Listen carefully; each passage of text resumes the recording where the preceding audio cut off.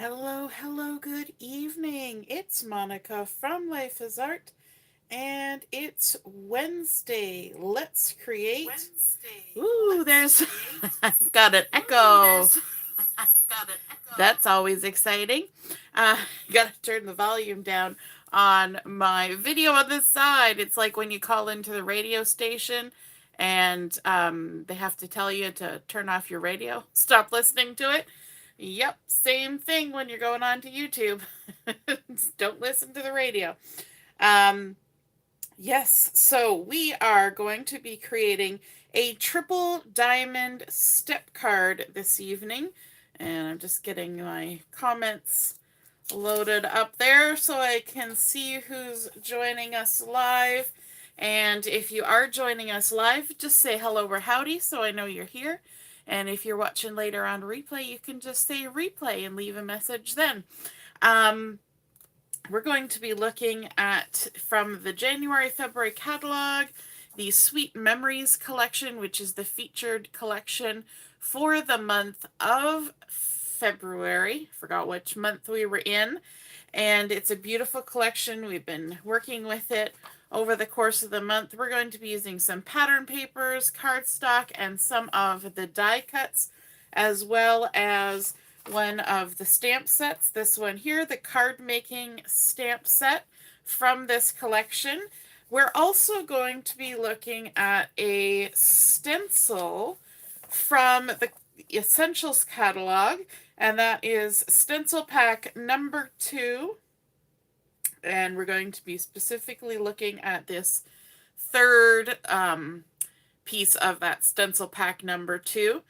There's some really fun stuff in here. We've got a brick wall. We've got some clock things happening. We've got some animal prints and different things there. And then this one has some florals and different things. So we're going to be looking at this one with the florals as part of our stenciling. So let me just put those catalogs away and let's get started. I've got all my stuff lined up here on the side. So this is the Sweet Memories card making stamp set that we're going to be using. It's got some fun things that are great for layering up and adding detail onto a card or even a layout using this collection, because it's a really interesting collection for doing some vintagey type stuff. And so these look a bit like ephemera. We've got a ticket and a label, camera, another type of label, a frame. There's some scripty things happening in the corners.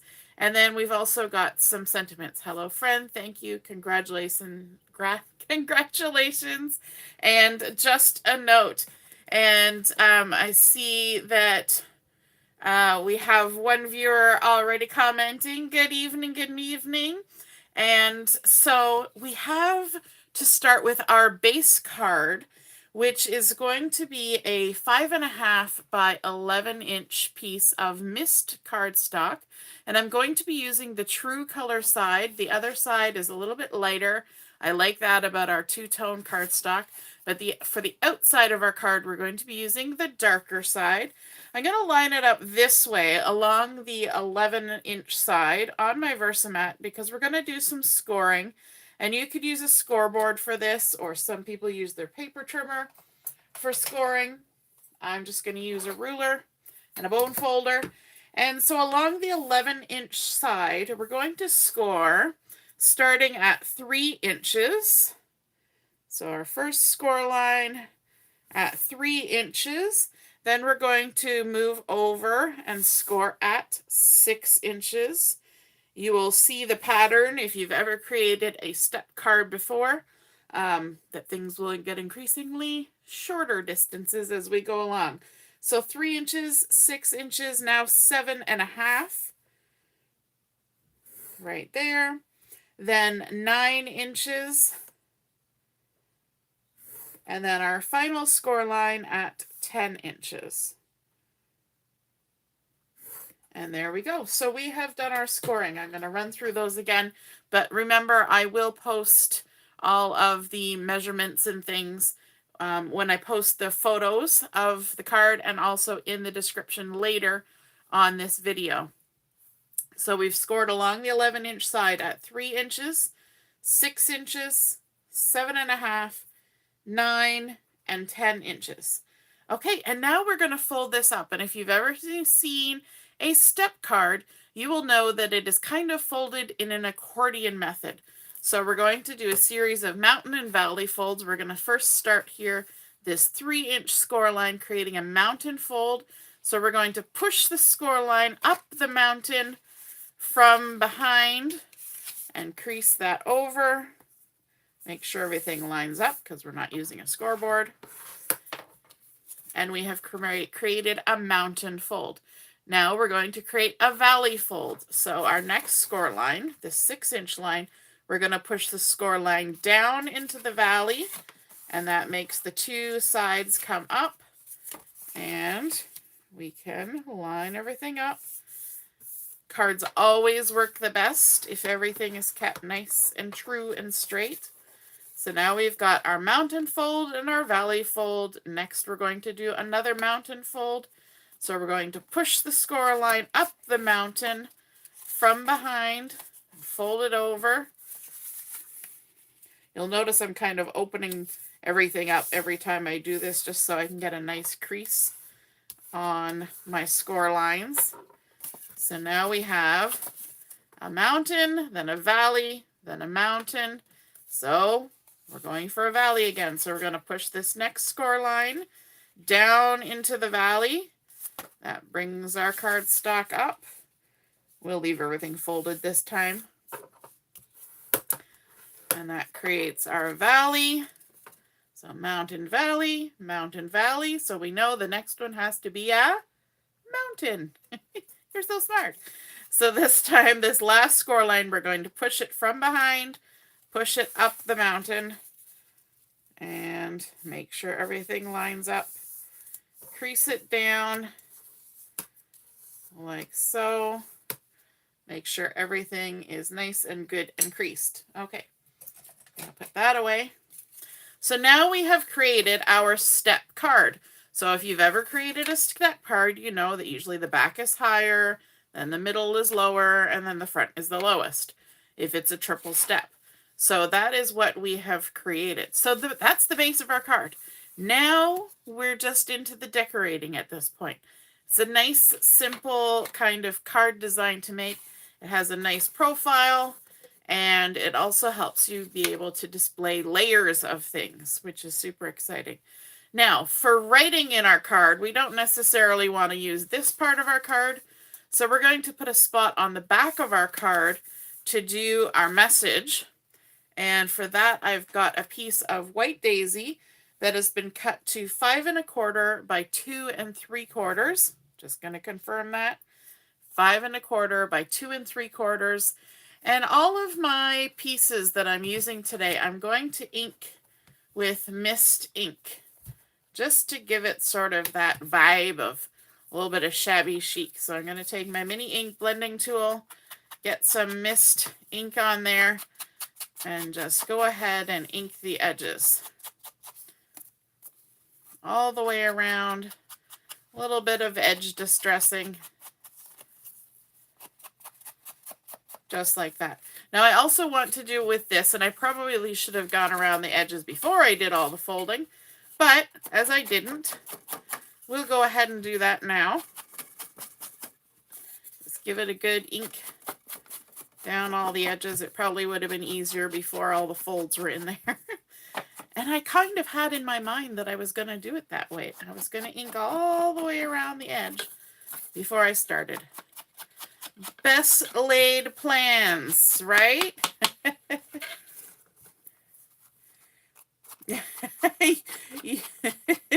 You just realized you were signed in under your husband's names. Yeah, I wasn't concerned that you were a creeper. I was just thinking you were probably not signed in under the right account. So, hey, Laura.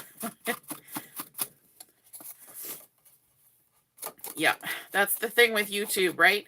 Depending on what device you're using or who used it last. I know my mom sometimes comments on things and it says that my dad is commenting on them. It happens. All right, and now because we've got all of these ridges, I also want to kind of highlight those. So I'm just gonna take this largest one and I'm gonna ink it from both sides, because this largest one is gonna be visible from the back where we're gonna sign our card and write our message, and from the front when it's on display. Then these other two, we can just do it one direction or both directions, however you feel so inclined. This is also a way, if you have a lot of the white core showing through from when you were scoring, it's a way to hide that white core as well. So that's a fun little trick if you don't want to have that showing. I don't mind it because it kind of adds to that sort of shabby chic vintagey vibe. And there we go. So we've got all of our edges inked. Whew. Now, just for time's sake, I went ahead and I already inked all of the other pages that we're going to use, or all of the other pieces that we're going to use on this card. So because I think you guys can figure out what inking the edges looks like now that we've done all that. All right, now I need some adhesive, and I appear to have misplaced my adhesive. One moment. Let me just grab some adhesive. Huh. It's not there either.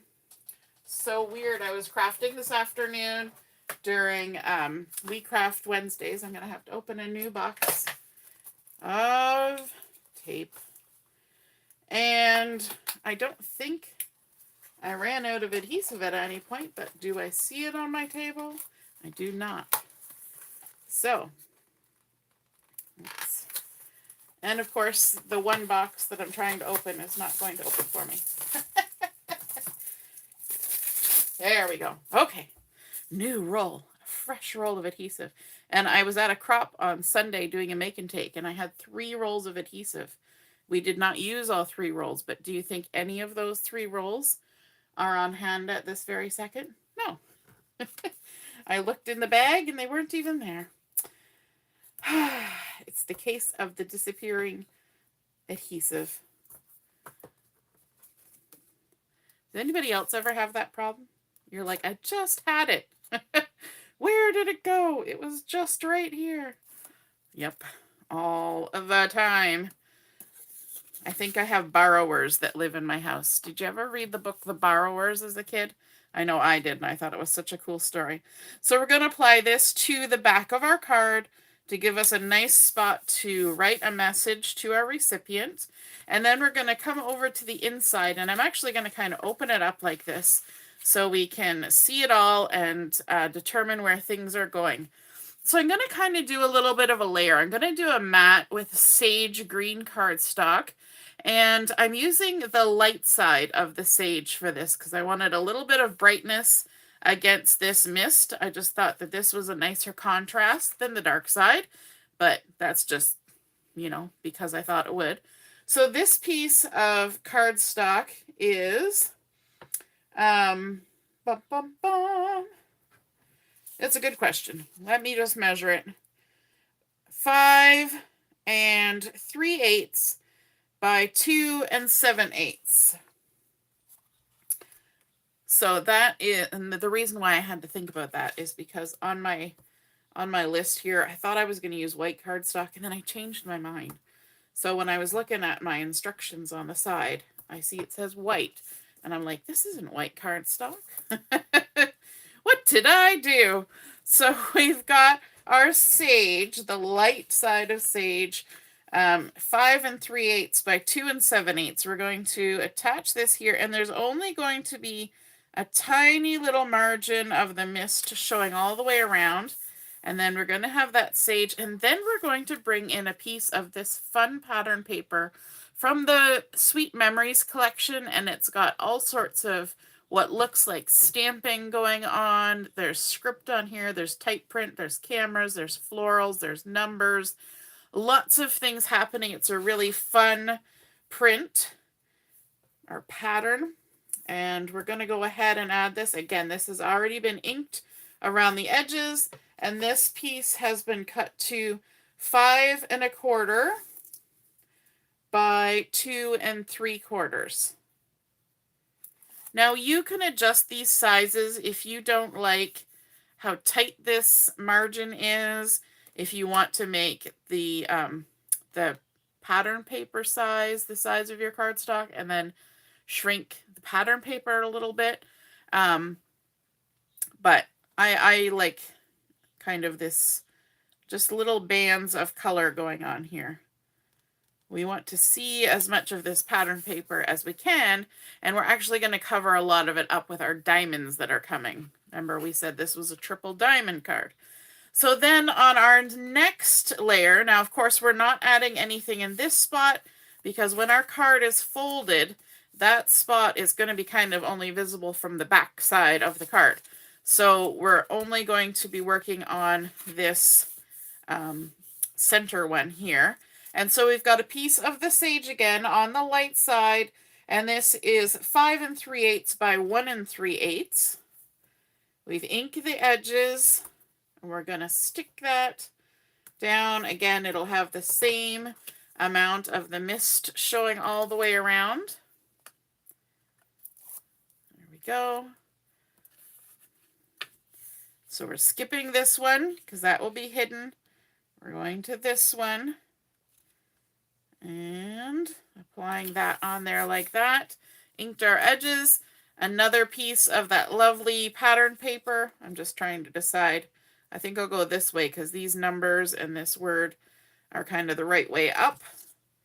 Sometimes you got to play around with your pattern papers when they've got fonts and things going different directions. You just, per piece, decide which way looks best.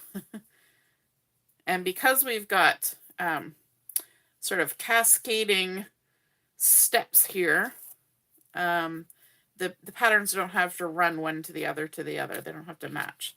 So this piece has been cut to 5 1/4 by 1 1/4, and we're going to stick that on here. We inked the edges with the mist already and attach it there.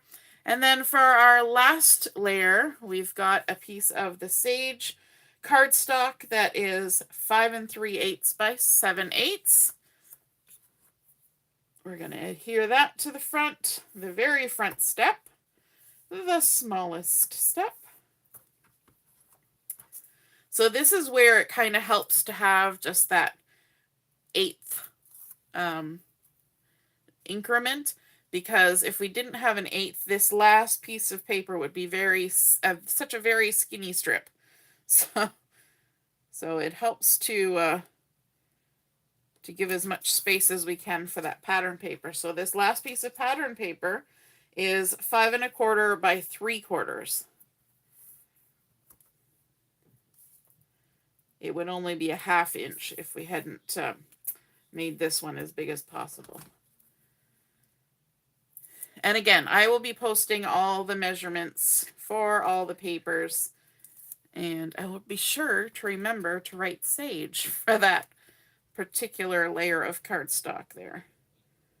And attaching the last piece of pattern just like that. So that is our now decorated panels. Don't those look lovely like that? And when it stands up, you've got your nice cascade of all those layers. And now on top of that, I'm going to set this aside because we need a little bit of space to work. We're going to add our diamonds. So let's start with our largest diamond, and that's the one that's going to be in the back row, kind of on the tallest step. And for that, we're going to have 2 pieces of cardstock. First one here is a 3 by 3 in the mist, and then we've also got a 2 3/4 inch square piece to go on top of that. And this is the piece that we are going to do some stenciling on. So this one has already been inked around the edges with the mist, as well as this one. But now we're going to bring in our all-purpose mat here, just to give ourselves some space to work with our stencil. So there's our all-purpose mat. We've got our piece, and then we're bringing in our stencil. And I want to use some of the pretty florals that are on here.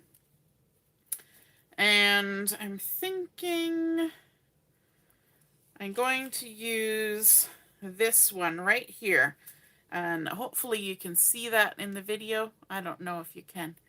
I wonder, does it show up better with a dark color behind it?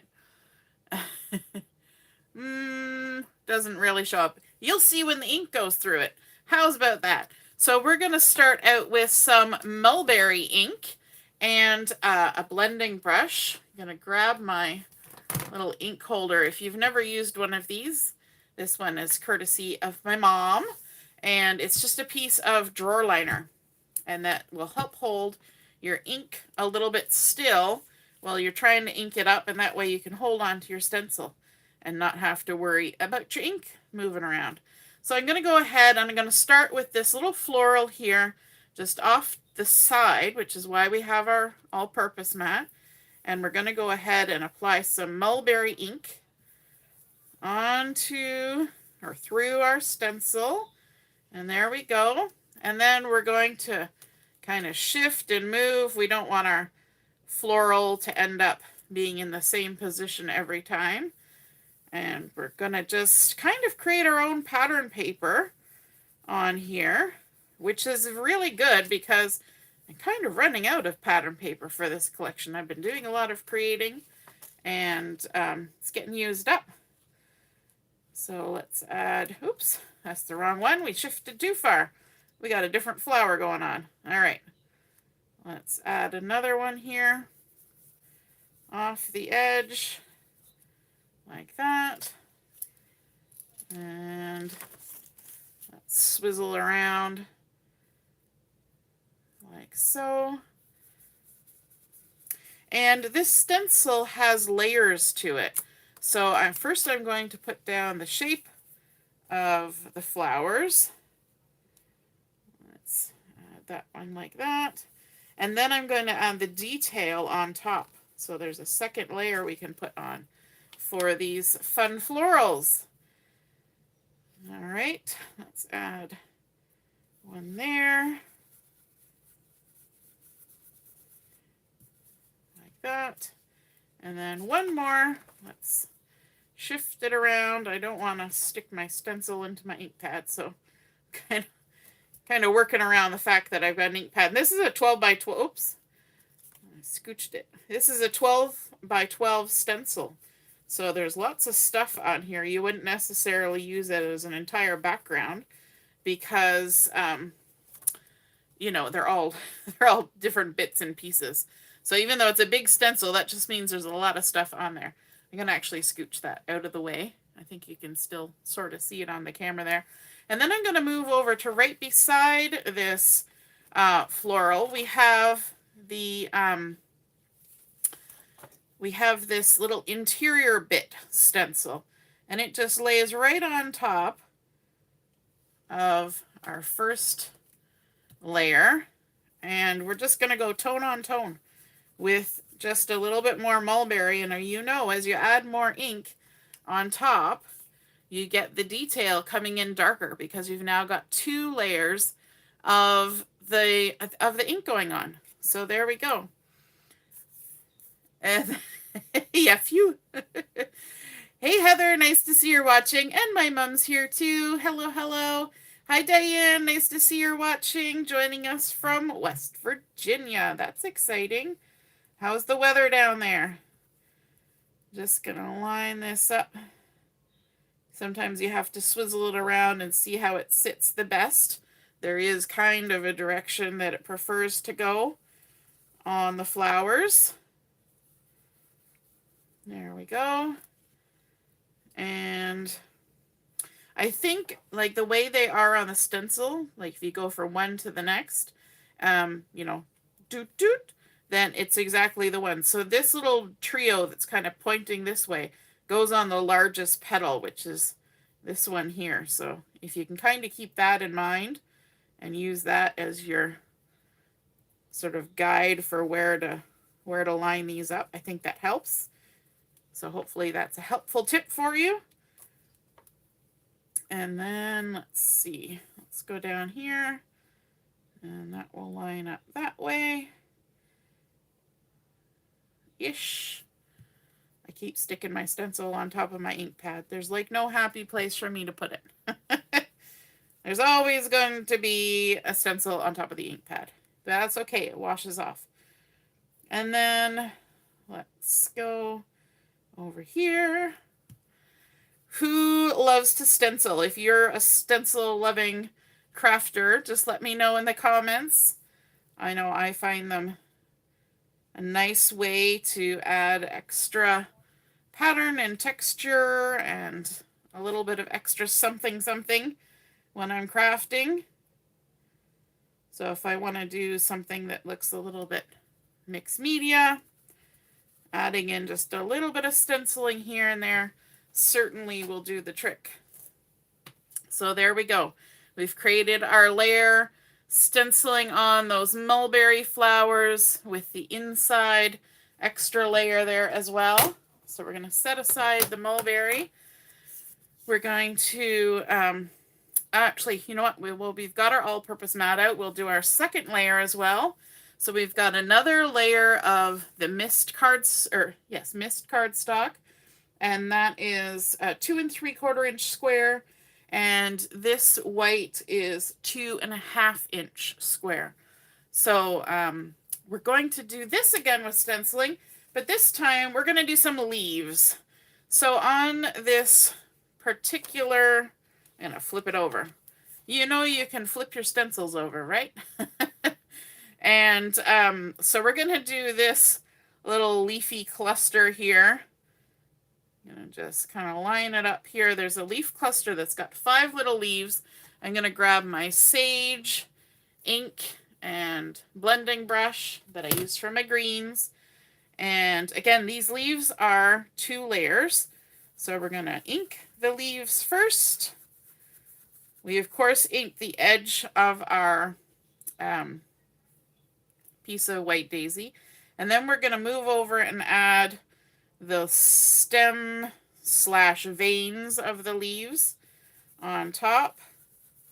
And again, just simply because we're putting 2 layers of ink on there, it's going to darken that up. And then we're just going to kind of rotate our paper and add more leaves. There we go. Let's add some more leaves. I like stenciling off the edge so we get a nice look. I like you would have cut it out of a larger piece of paper. I noticed I just kind of went over into the neighbor stencil there. So I've got a little bit of shadowing happening. So I'll try to be a little more careful here as we ink. Sometimes it's wise to put a Post-it note on there to kind of hide that, but we'll try to cover it up with some stenciling, right? We can always do that. So let's add some stenciling on top of there and kind of disguise our little oops. There we go.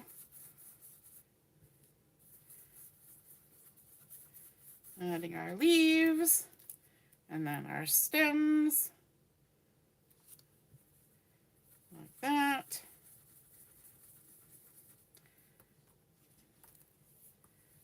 Let's add a couple more leaves up here. So we just keep going until we randomly fill in all the spaces that we need to randomly fill in. Don't forget to add the extra layer there. And then one more little spot over here in this corner, like that. And that should be good.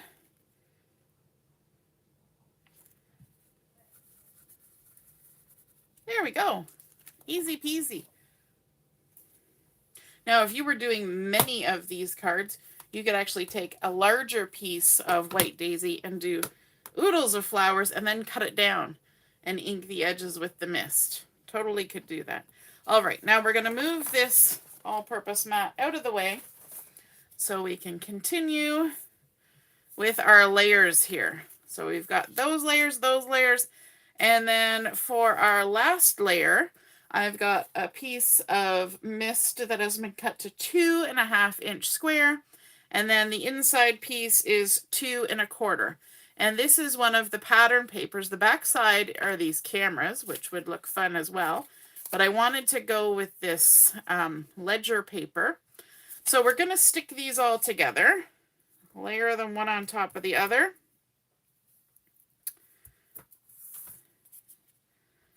And then we can start attaching them to our card, getting our triple diamonds attached to our step card.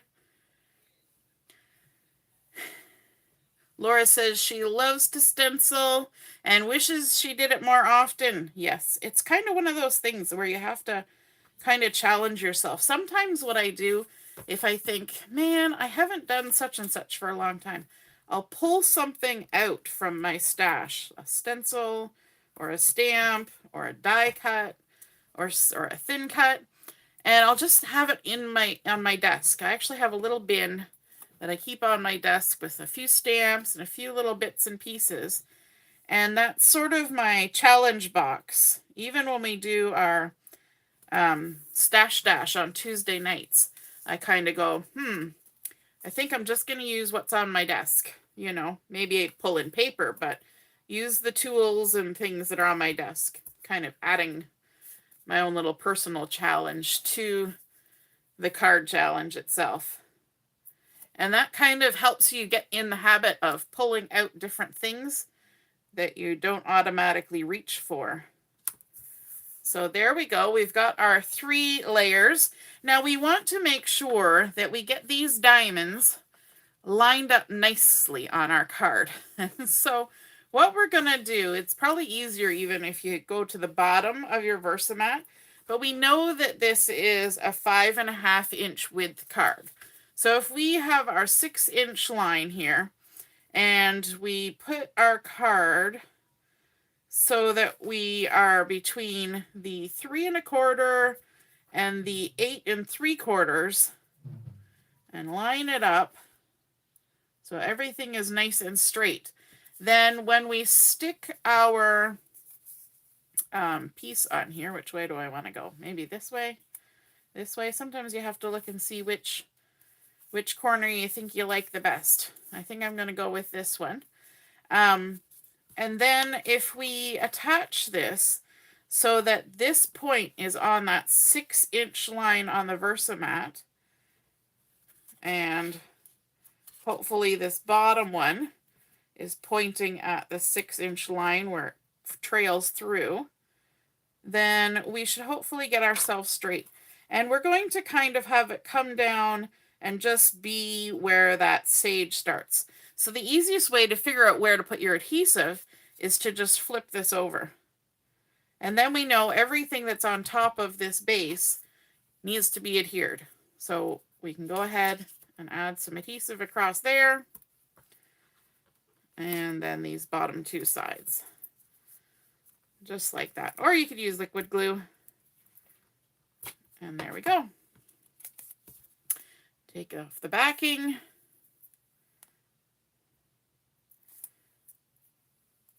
Like that.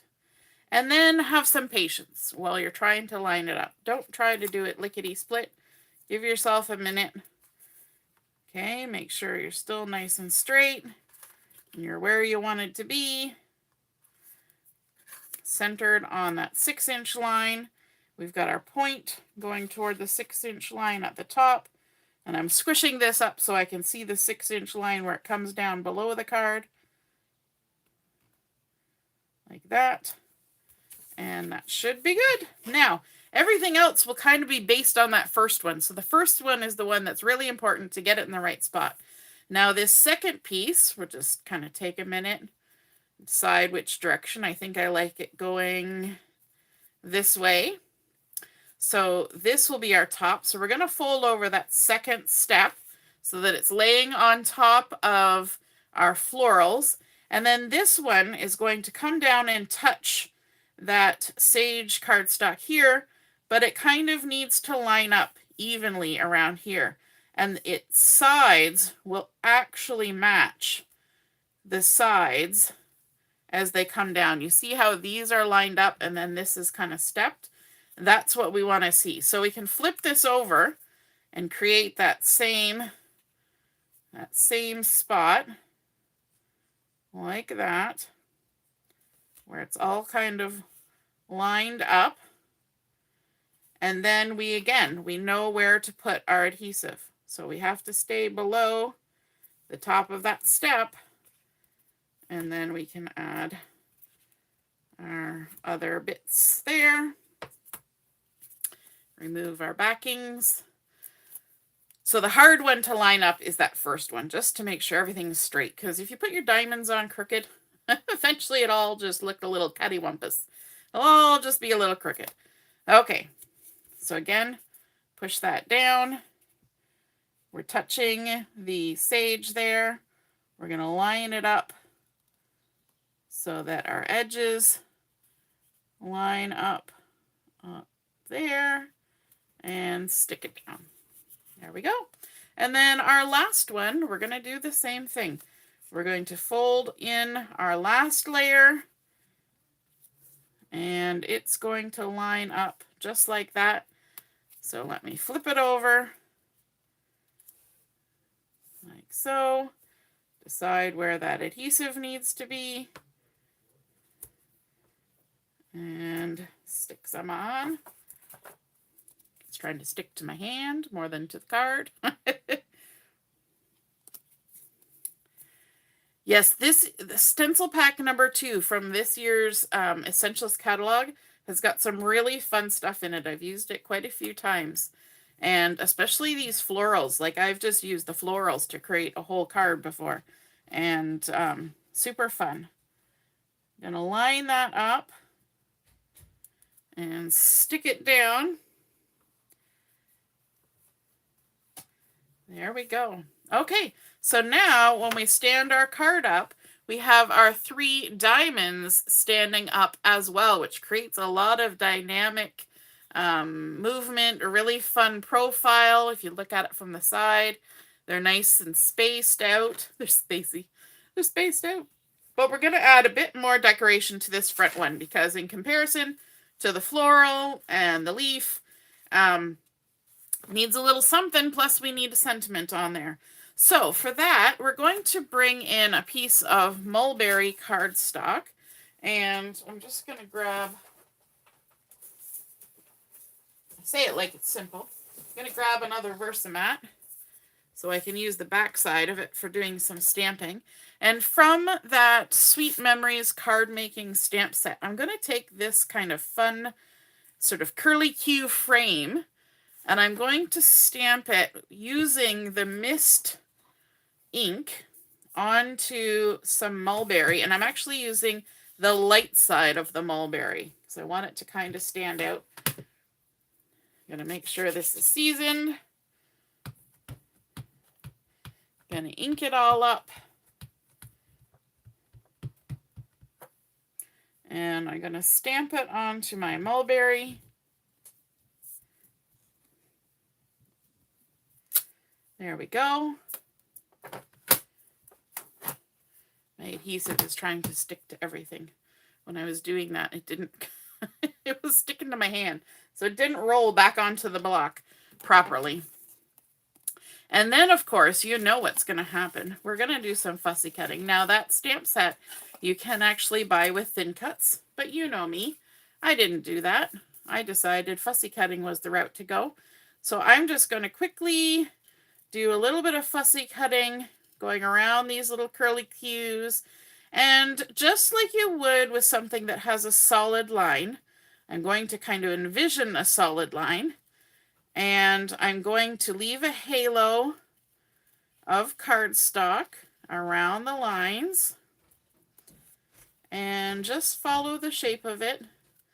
This one is a good one if you're just learning how to fussy cut, because you get lots of chances for ins and outs and roundabouts and all those other outs.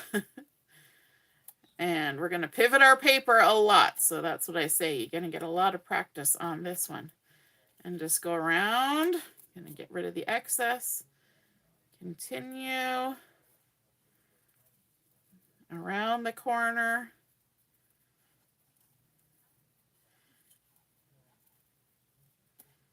There we go. Almost to the last side. It doesn't take much to fussy cut one of these, if you're somebody who likes fussy cutting.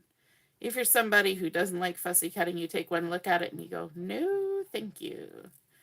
I will get the thin cuts, so it's nice that there's that option, right? Suits everybody. All right, last couple. And then what we're going to do, because we have inked all the edges on our project this far, or so far, or thus far, we're going to ink this one as well. So just set that aside, bring in our mist, and our blending tool, and we'll just quickly go around, ink the edges. That will help to kind of make it stand out. I'm not going to use any foam tape on this card, not saying you couldn't on this front panel, but I'm not going to because I am out of foam tape. I'm going to have to go to the store and pick some up tomorrow and then put some on my next order. So we're going to bring in our card. Let's add some adhesive on the back here. Now that I stuck it down, I won't be able to find the end. There we go.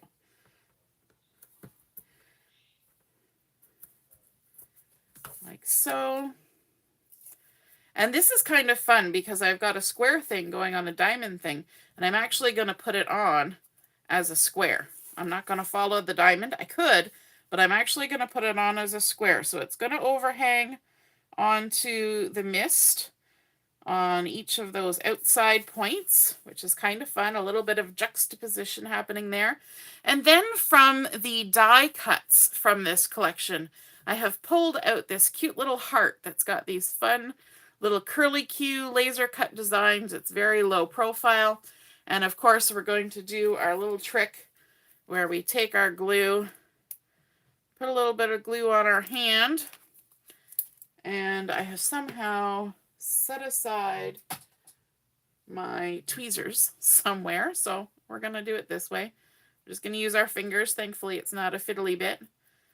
And tap, tap, tap into the glue, and then apply that right in the center of this really pretty frame, creating some fun layering. And then we want to add our sentiment. And so I wanted it to stand out a little bit from all of this beautiful mist and mulberry and sage that's happening here. So I decided to go for a darker piece. And so I've got a little piece of charcoal cardstock for this. And I cut it at 3.5 by 1 5/8. And I am going to trim it down. But we're going to do some heat embossing on this. So I've got my Hello Friend from the stamp set. I've got my Versamark ink. I've got my white embossing powder. And I've got my anti-static pouch. So we're going to give this a little swipe with the anti-static pouch so that our embossing powder doesn't stick to it in places where we don't want it to stick. I'm going to bring in a piece of scrap paper to gather my embossing powder on. My Versamark here, ink up my stamp, and bring it a little closer to me. Stamp our Hello Friend right there.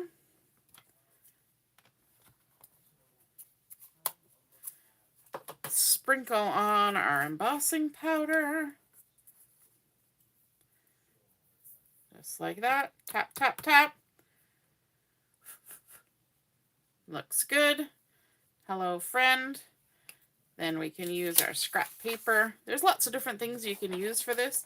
There are little trays you can get for embossing that help you funnel your excess back in. Some people use coffee filters. I just grab scrap paper because it's always on hand.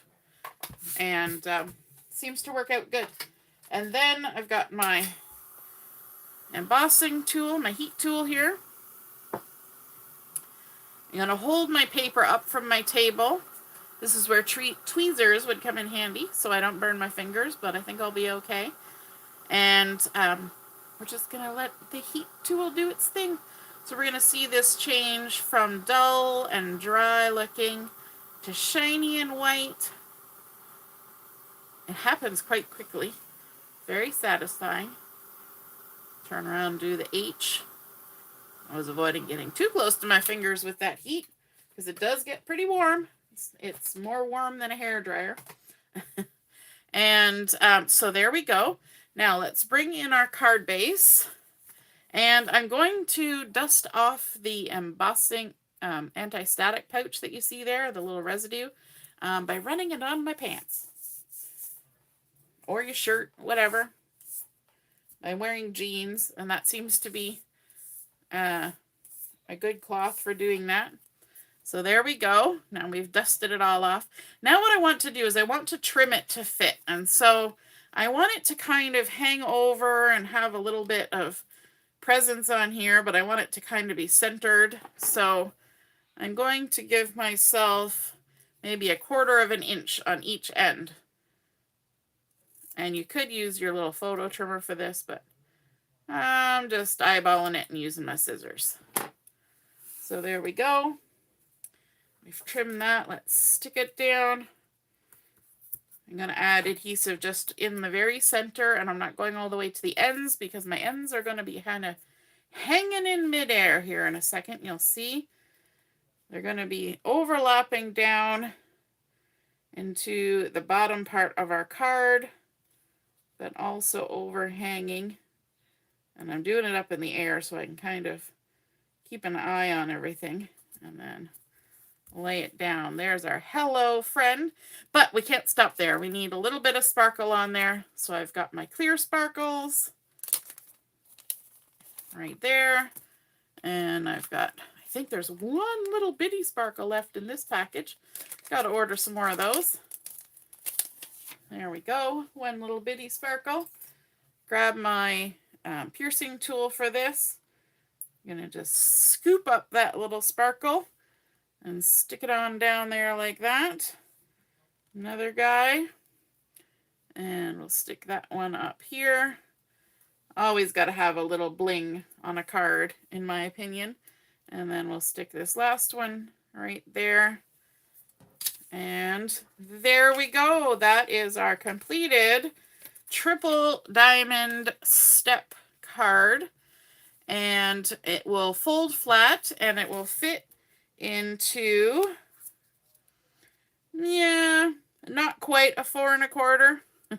Our diamonds are a little bit taller than 4 1/4. So if you had really tucked right down into the corner, it probably would. That's okay. I can make a custom card for that. Or if you rounded your corners, it would fit. But there is a little bit of leeway to tuck farther down. I just didn't want it all the way down in there. So but it is basically a standard size card. And in fact, sometimes the envelopes have a little bit of leeway, right? So I'll check here in a minute.